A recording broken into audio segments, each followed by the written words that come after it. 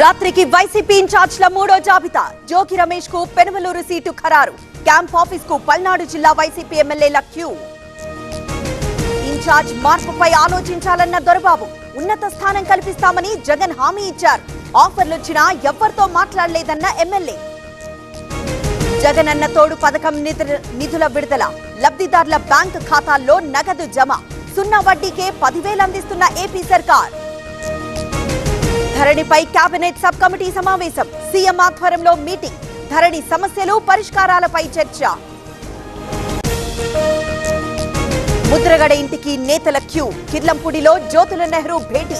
రాత్రి ముద్రగడను కలిసిన జనసేన నేతలు. ఢిల్లీలో ఏఐసీసీ కీలక సమావేశం. లోక్సభ ఎన్నికల సన్నద్ధతపై దృష్టి. తెలంగాణ సమన్వయకర్తలతో భేటీ. 2 ఎమ్మెల్సీ స్థానాలకి ఉప ఎన్నికలు. నోటిఫికేషన్ ఇచ్చిన తెలంగాణ అసెంబ్లీ.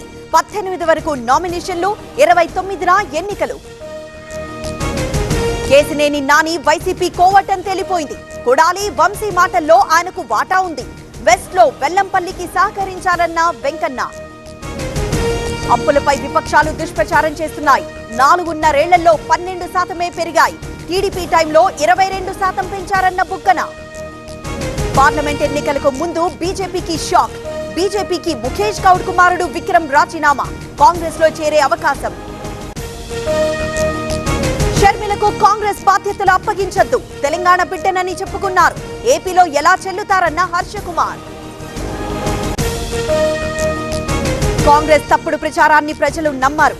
చేసిన పనిని చెప్పుకోవడంలో విఫలమయ్యాం. ప్రచారంపై ఫోకస్ చేసుంటే గెలిచేవాళ్లమన్న కేటీఆర్. దెందులూరులో టీడీపీ జనసేన భేటీ. చింతమనేని తీరుపై ఇరు పార్టీ నేతల ఆగ్రహం. కొత్త అభ్యర్థికి టికెట్ ఇవ్వాలని డిమాండ్. మాగుంటను మర్యాదపూర్వకంగా కలిశాం. నెల్లూరు రూరల్ నుంచి పోటీ చేస్తున్నా. పార్టీ మారే ప్రసక్తే లేదన్న ఎంపీ ఆదాల. గుంటూరులో ఉద్యోగుల ఆందోళన. ఎన్పీఎస్ వద్దు, ఓపీఎస్ ముద్దు అంటూ దీక్షలు. కేంద్రం స్పందించకపోతే సమ్మెకు వెళ్తామని హెచ్చరిక.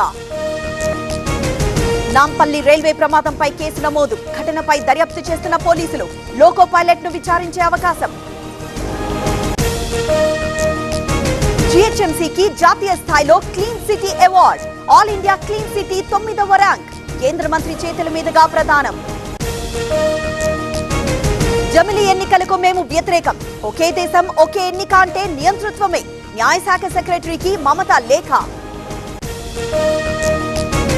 ఈడీ అధికారులపై దాడికి నిరసన. బెంగాల్లో బీజేపీ ర్యాలీ. టీఎంసీ సర్కార్కి వ్యతిరేకంగా నినాదాలు. రాముడిని వ్యతిరేకించే వాళ్లం కాదు.